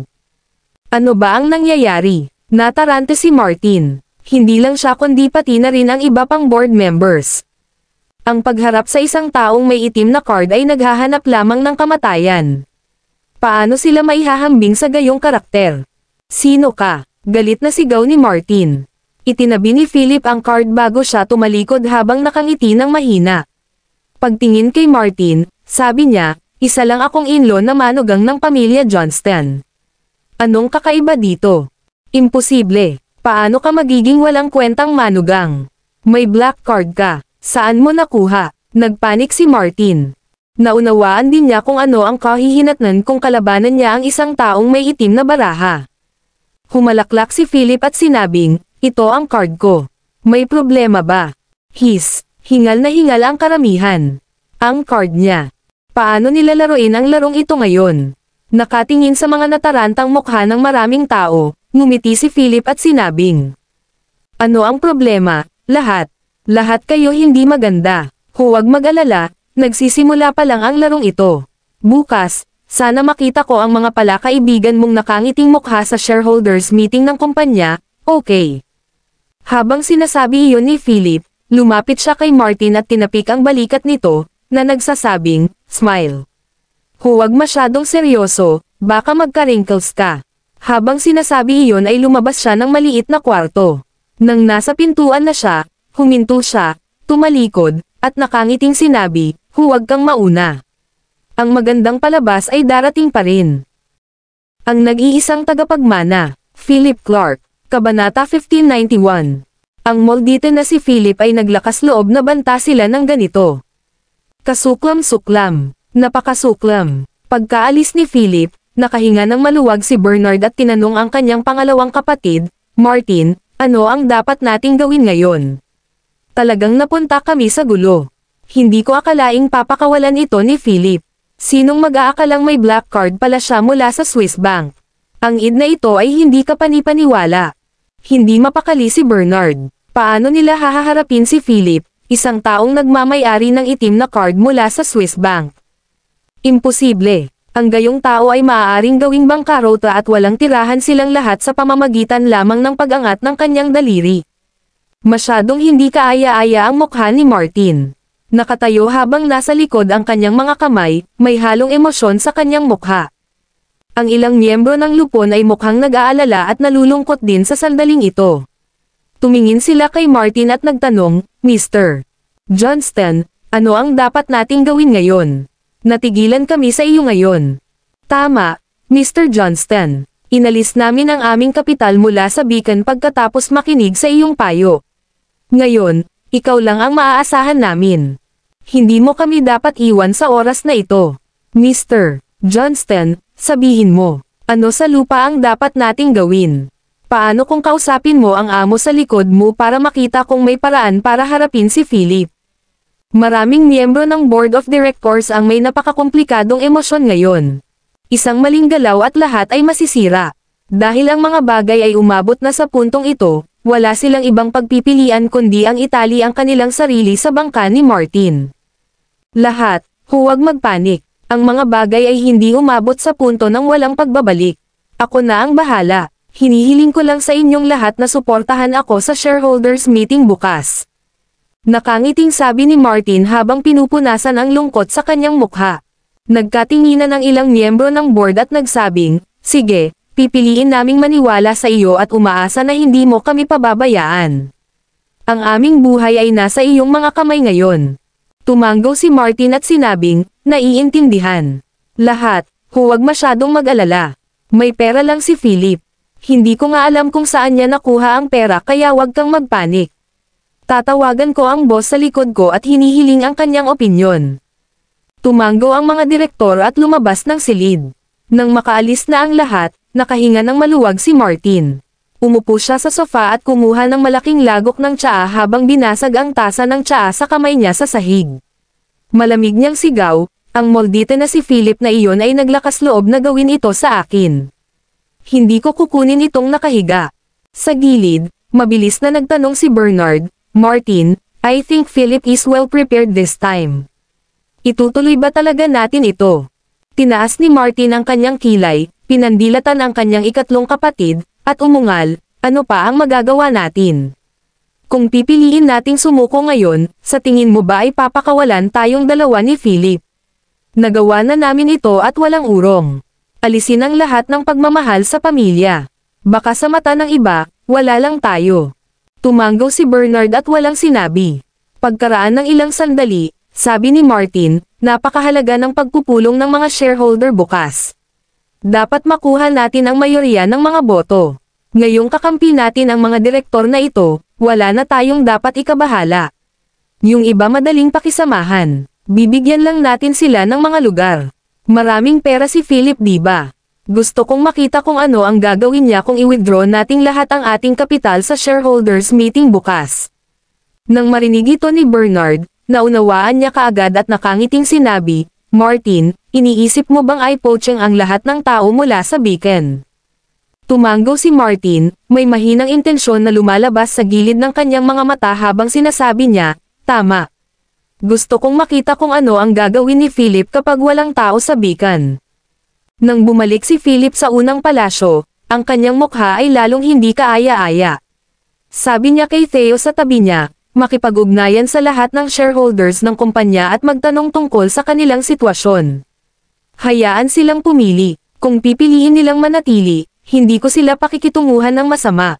Kung gusto nilang umalis, hindi ko sila pipigilan. Ngunit bigyan sila ng babala. Ang sino mang magtaksil sa Beacon sa oras na ito ay hahaharapin ang mga kahihinatnan. Tinanggap ni Theo ang utos, tumanggaw ng may paggalang, at sinabing, "Oo, Mr. Clark, aayusin ko ito kaagad." Mabilis na lumipas ang gabing ito habang palihim na kumilos ang lahat ng mga partido. Ang nag-iisang tagapagmana, Philip Clark, Kabanata 1592. Kinaumagahan, dinala ni na Martin at Bernard ang lahat sa conference room ng Beacon Group. Malungkot at tense ang kapaligiran sa buong conference room. Parang ang lalim ng iniisip ng lahat. Kagabi, karamihan sa kanila ay nakatanggap ng solicitations mula sa dalawang magkaibang partido, sa bahay man o sa clubhouse. Napakahalaga ng pagpupulong ng mga shareholder ngayon. Umupo si Martin sa upuan ng chairman habang si Bernard naman ay umupo sa tabi niya.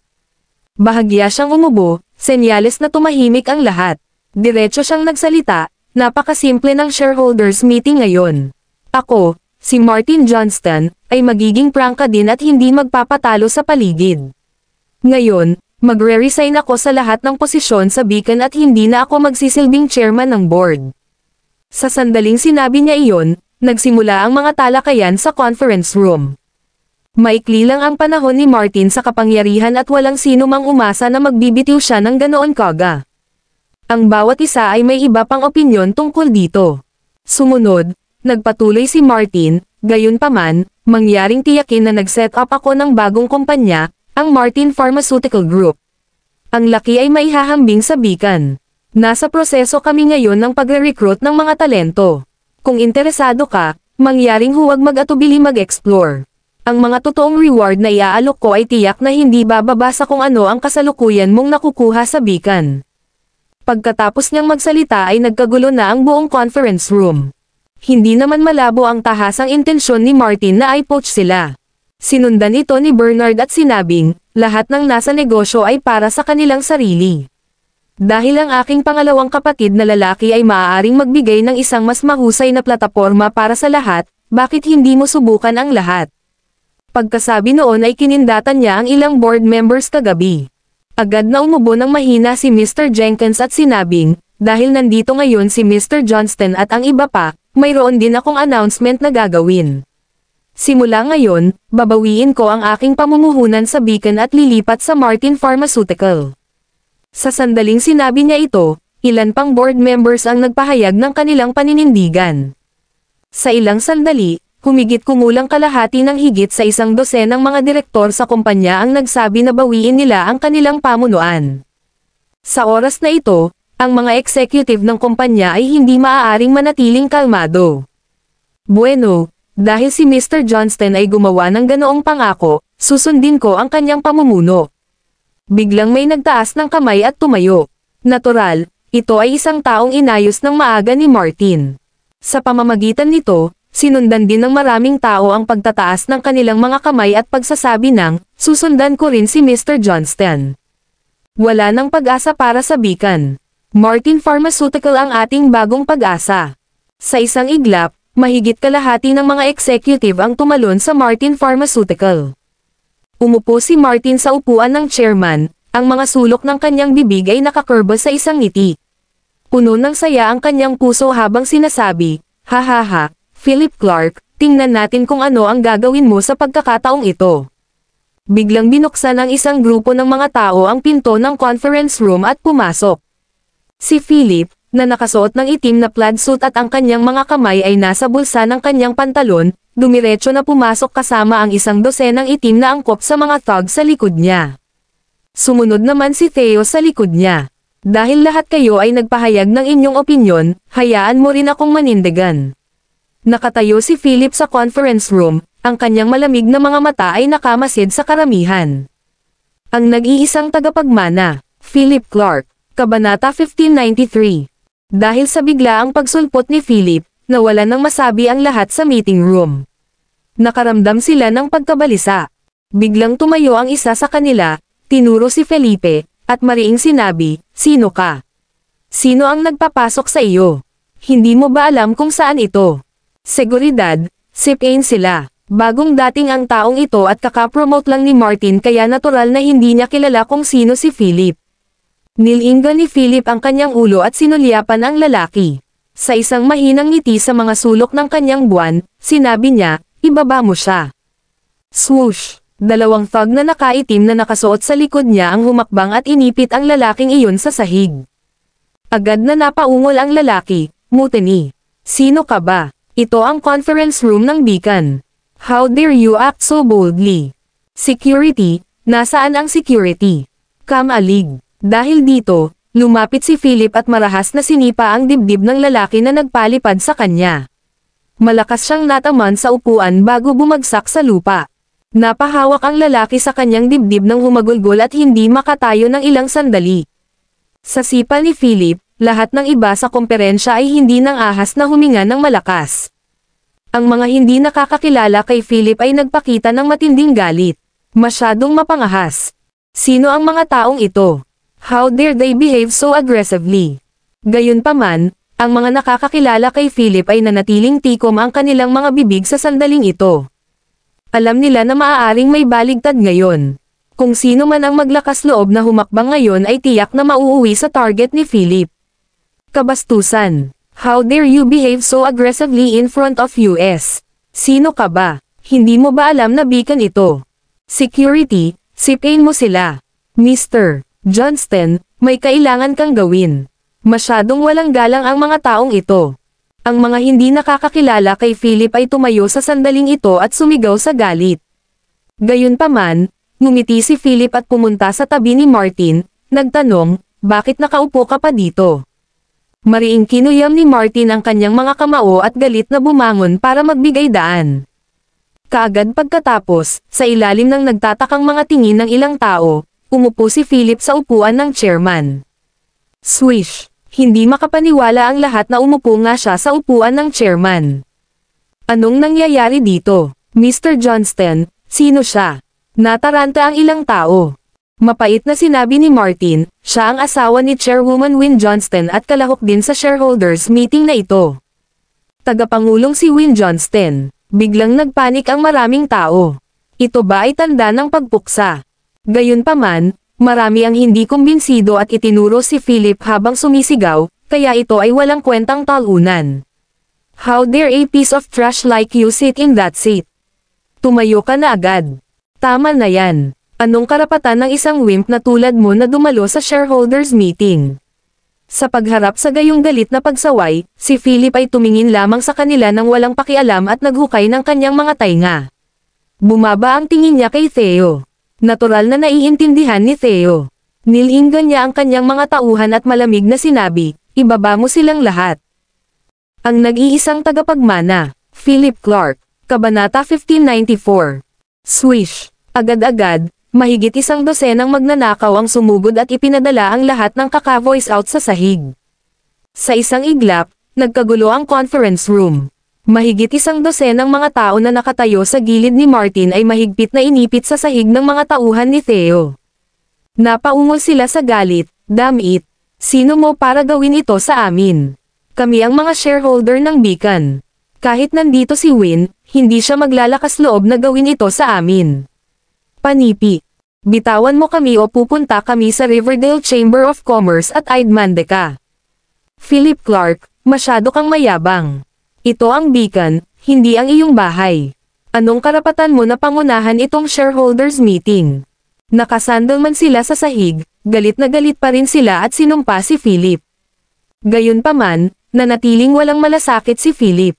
Itinaas niya ang kanyang kilay at tumingin sa mga taong iyon na tahimik na nakaupo sa kanilang mga upuan, na nagsasabing, kung gusto mong maging katulad nila, huwag mag-atubiling subukan. Sa sandaling sinabi niya iyon, 12 ng mga thug na nakaitim na suit ang mabilis na sumugod sa pintuan ng conference room, ganap na nakapalibot sa lugar. Sa likod ng bawat kalahok na miyembro ng shareholders meeting, may nakatayong thug na nakaitim na suit. Ilang minuto lang ay pawis na ang mga kalahok. Nang makita ni Martin ang kanyang mga tao ay tinatrito ni Philip sa gayong paraan ng kamay, natural siyang galit. Itinuro niya si Philip at umungol, Philip, gumamit ka ng dahas para malutas ang problema. Wala ba silang karapatang pumili?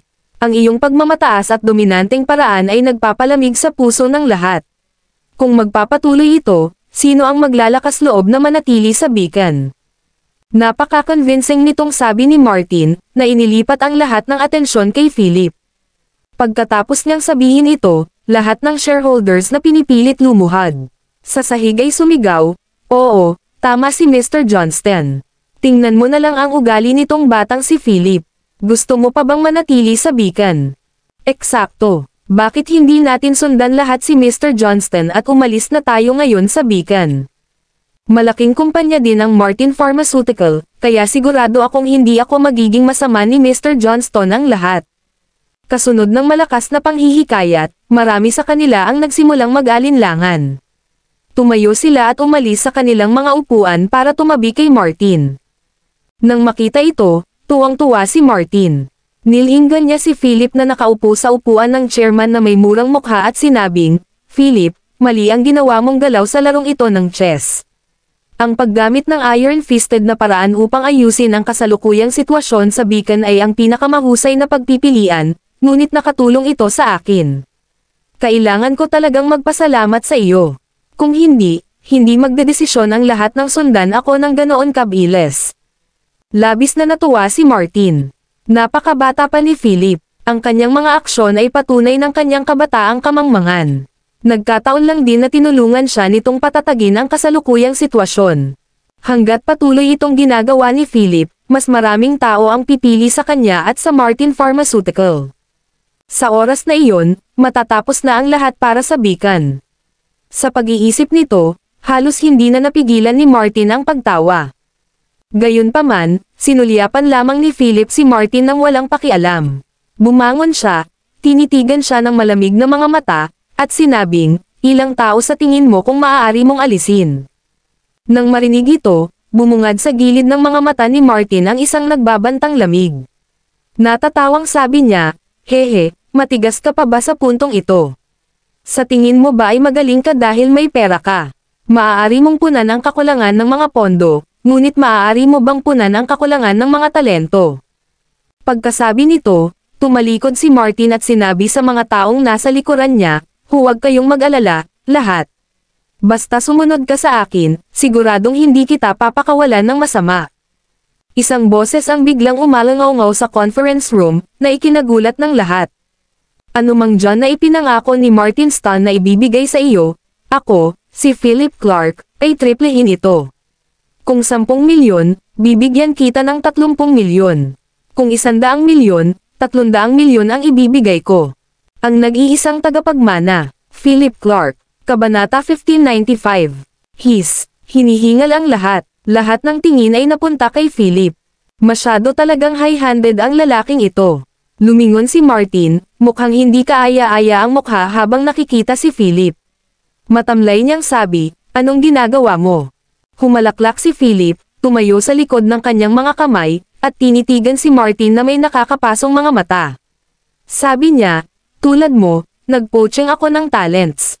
Gaano man karami ang iyong iaalok at gaano karaming pangako ang iyong gagawin, triplihin ko ang lahat ng mga alok.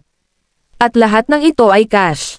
Sa sinabi nito, tumingin si Philip sa mga taong nasa likod ni Martin na mukhang may pag-aalinlangan ngunit sabi, "Sa tingin ko lahat ay narito para sa pera at walang sino man ang tatanggi sa pera na nasa harapan nila, tama ba? Ano ba ang basehan mo para sabihin yan? Magkano ang posibleng pera mo? Isa ka lang maingat na asawa na umaasa sa kanyang asawa. Tama na yan. Hindi ganoon kaganda ang reputasyon mo sa Riverdale. Paano kami maniniwala sa iyong mga salita? Huwag mo kaming subukang lokohin. Hehe, kung may kakayahan ka, bakit hindi mo ipakita sa amin kung anong meron ka?" Ang lahat ay nagsimulang manunuya at manunuya, ang kanilang mga mata ay puno ng panunuya. Hindi sila makapaniwala sa sinabi ni Philip. Talo lang ang lalaking ito. Ano ang dahilan kung bakit niya nasabi ang mga ganoong kalaking salita? Gayunpaman, pinaniwalaan ito ni Martin, dahil nasaksihan niya ang mga pinansyal na pananalapi ni Philip kagabi. Ang may hawak ng black card ng Swiss Bank. Para sa gayong tao, ang pera ay isang numero lamang.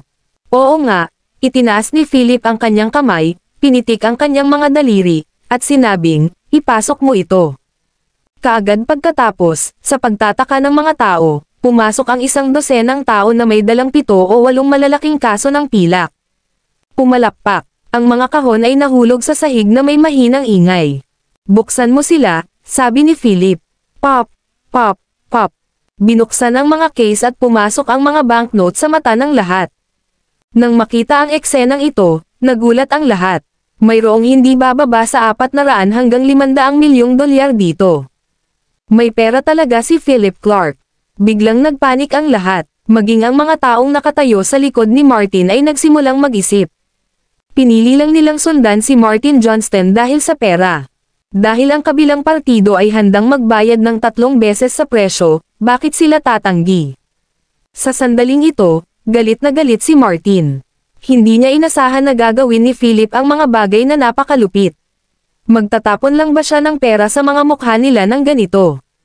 Philip, alam mo ba ang kahihinatnan ng paggawa nito?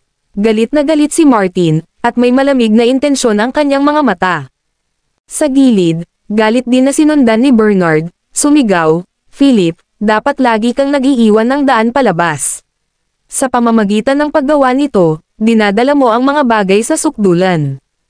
Naguguluhan din siya, sa harap ng gayong tukso sa pera, maging si Bernard ay nakaramdam ng isang pahiwatig ng pagpilit pabayaan ang mga shareholder na kakapanalo lang nila kagabi. Gayunpaman, tumawa lang ng mahina si Philip.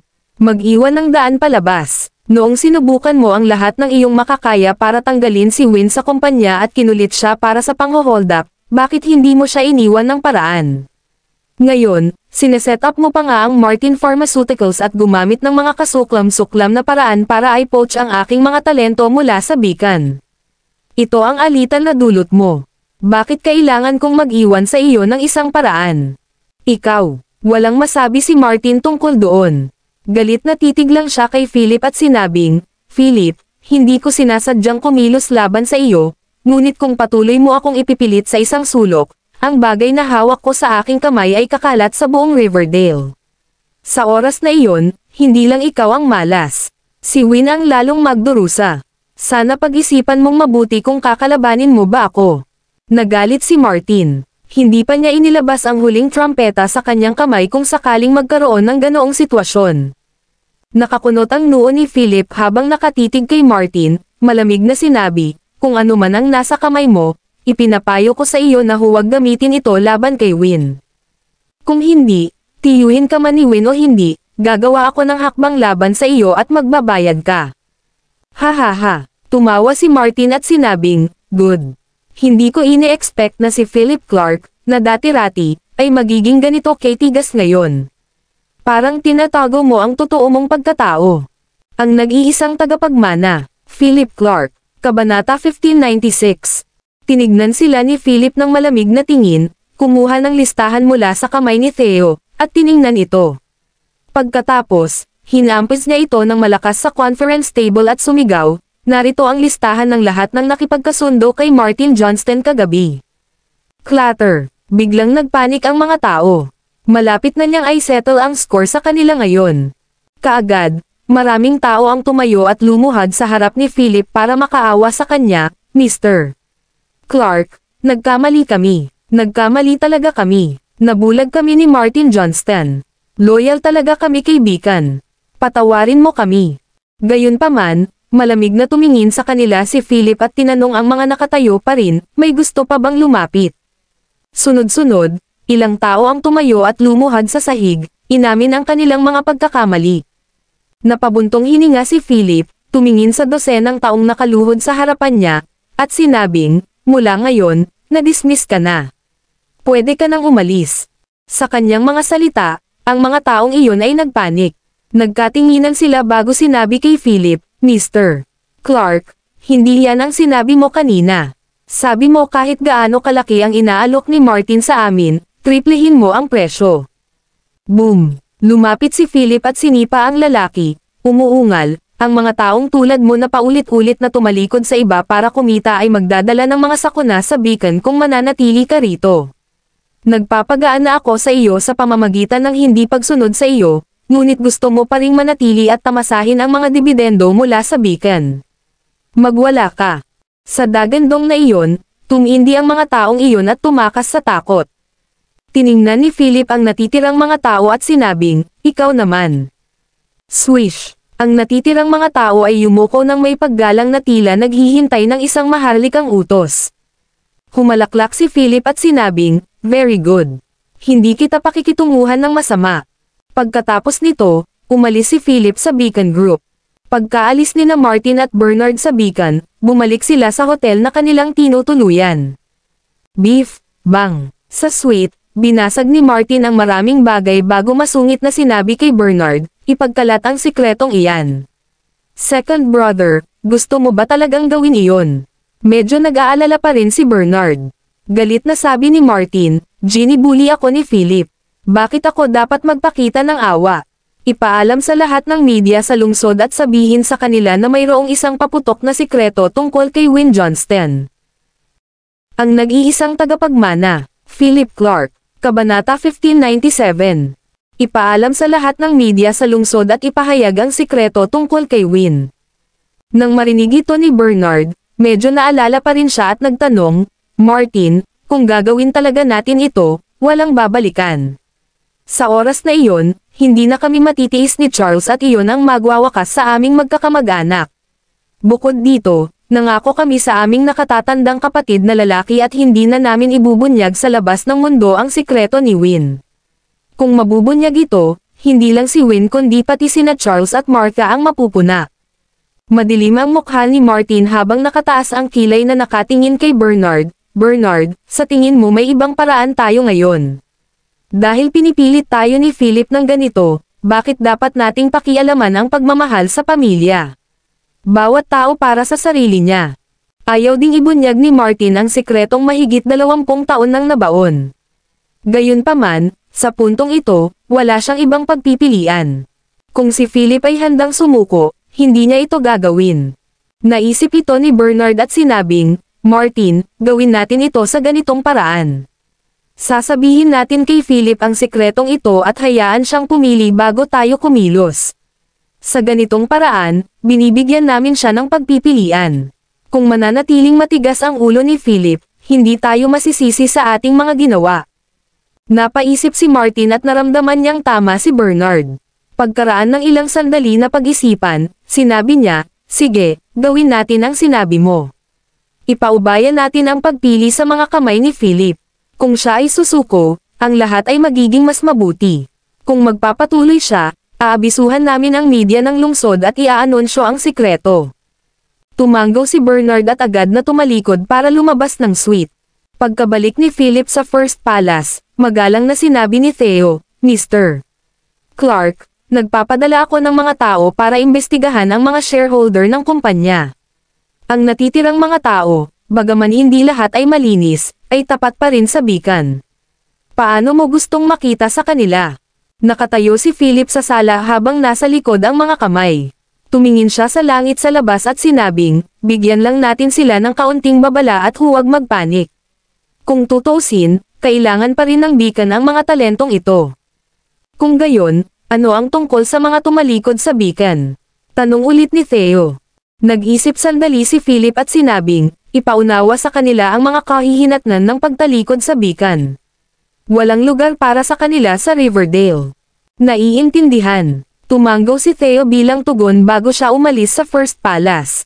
Kasabay nito, matikas na pumasok sa 17, umupo sa sofa, at kumagat ng mansanas. Sabi niya, "Young Master, kababalik ko lang mula sa side ni Martin.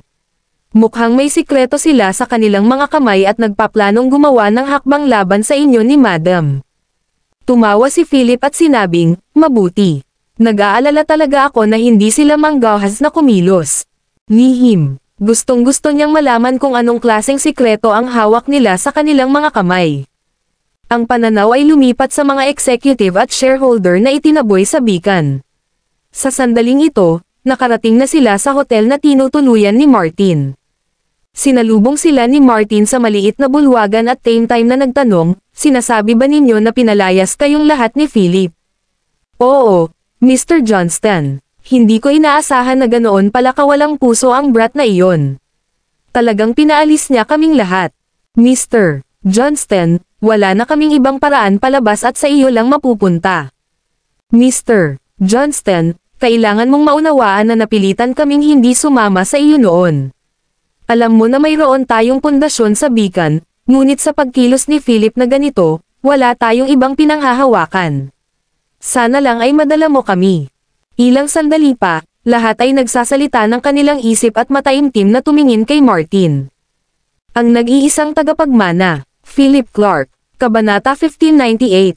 Natawa si Martin at sinabing, "Haha, well said. Dahil ako ang pinili mo, natural na hindi kita tretuhin ng masama." Ngunit hindi ko inasahan si Philip ay magiging mabisyo at walang awa, hindi nagpapakita ng kahit kay titing na awa. Masyado lang itong walang respeto sa kanya. Habang sinasabi iyon ay hinampos pa ni Martin ang kanyang kamay sa armrest ng sofa sa galit. Bagamat medyo bongga, walang nagsasalita. Sa halip, ngumiti sila ng papuri at sinabing, "Talaga. Masyadong mayabang si Philip. Kami ay mga veterano sa Beacon, pagkatapos ng lahat. Para paalisin niya tayo ng ganito, sobrang nakakasira ng loob. Mr. Johnston, hanggat sinasabi mo ang salita, tiyak na susundan ka namin hanggang sa dulo ng mundo. Dapat nating alisin si Philip ng mabilis." Tumanggo si Martin habang tumayo at sinabing, "Lahat, please rest assured. Ang sukat ng Martin Pharmaceutical ay maihahambing sa Beacon. Naniniwala ako na sa tulong mo, malapit nang mapabilang ang Martin Pharmaceutical sa nangungunang tatlo sa industriya ng pharmaceutical sa Riverdale. Sa oras na iyon, lalaban tayo ng Beacon hanggang kamatayan." Magaling. Nagpalakpakan at nagtawanan ang lahat.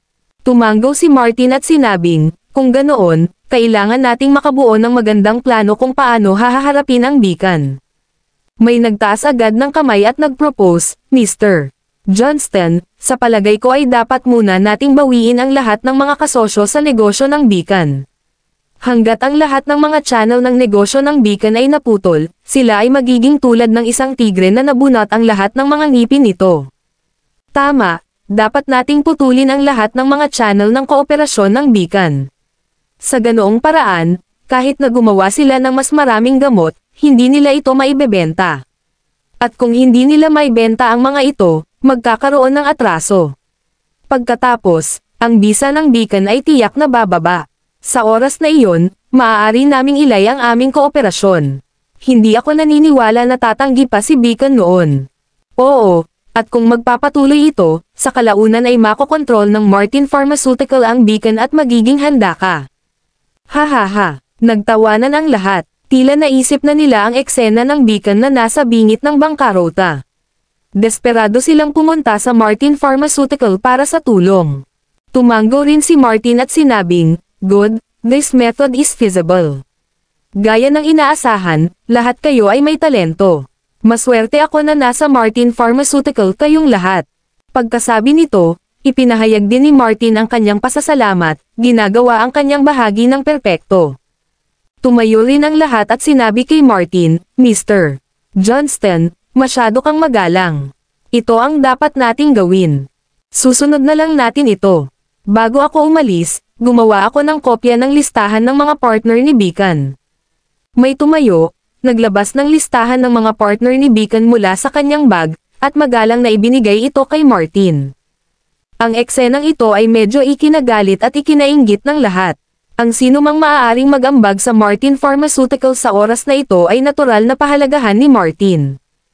Ang taong ito ay talagang kinopya ang listahan ng mga kasosyo ni Beacon bago umalis. Kahit na ito ay pagnanakaw ng mga lihim ng kalakalan, sa mata ng mga taong ito ay normal. Nainggit lang sila sa paraan ng taong ito. Kinuha ni Martin ang listahan ng may pananabik, halos sinulyapan ito, at tumawa ng malakas. Magaling. Sa listahang ito, maaari nating hampasin sila kung saan ito pinakamasakit. Mapapahamak ang Beacon sa madaling panahon. Sa sandaling iyon, oras na para manguna si Martin Pharmaceutical. Ang nag-iisang tagapagmana, Philip Clark, Kabanata 1599.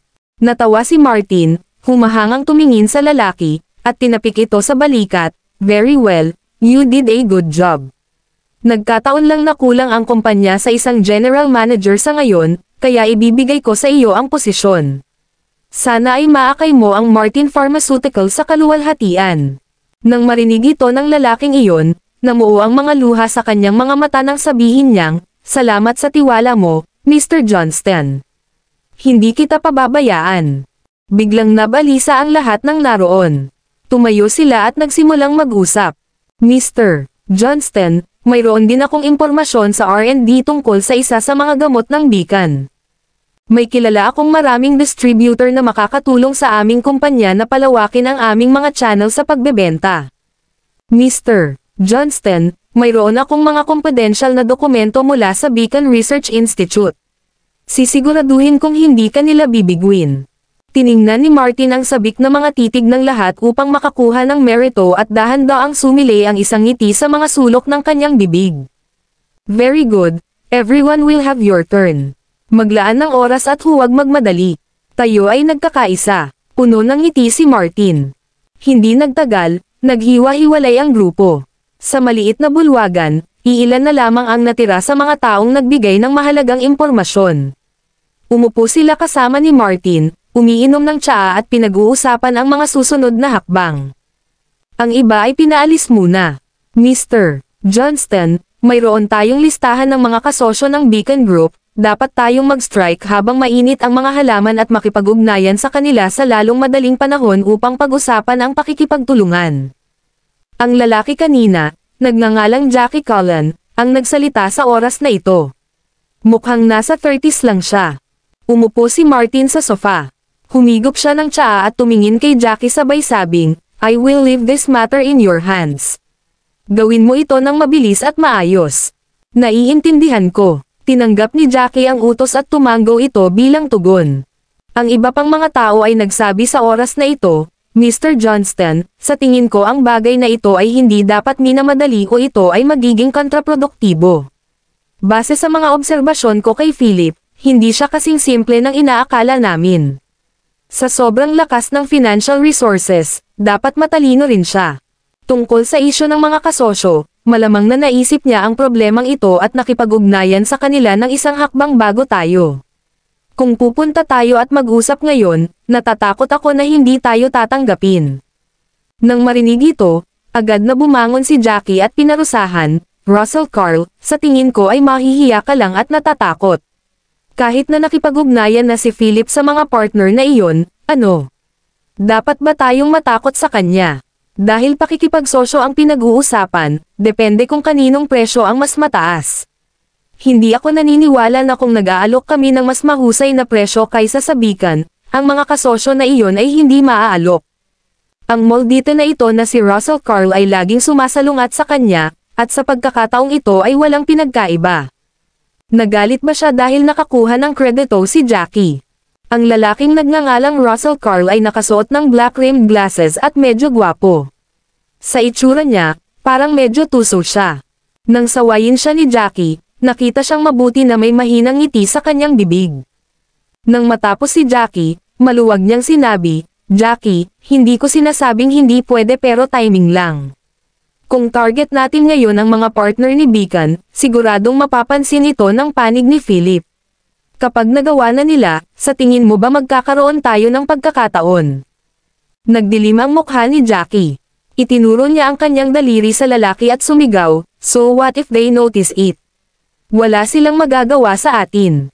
Ngayong pakikipagtulungan ang pinag-uusapan, depende kung kaninong proposal ang mas maganda. Kung hindi nila kayang bayaran, problema nila ito. Ano ang kinatatakutan natin? Hinubad ni Russell ang kanyang salamin, pinunasan ito ng telang panoorin, at muling sinuot. Wala siyang pag-aalinlangan, nakalimutan mo na ba ang tungkol sa mga pulong pang sinabi ng pinansyal na ipinakita ni Philip sa mga pulong ngayon?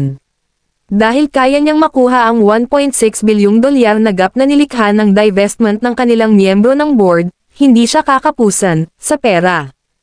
Natigilan si Jackie sa pahayag na ito at hindi niya nagawang pabulaanan. Mukhang seryoso rin si Martin. Pinag-isipan niya ito at nagtanong, ano sa palagay mo, kung gayon? Ngumiti si Russell at sinabing, maghihintay kami, Mr. Johnston.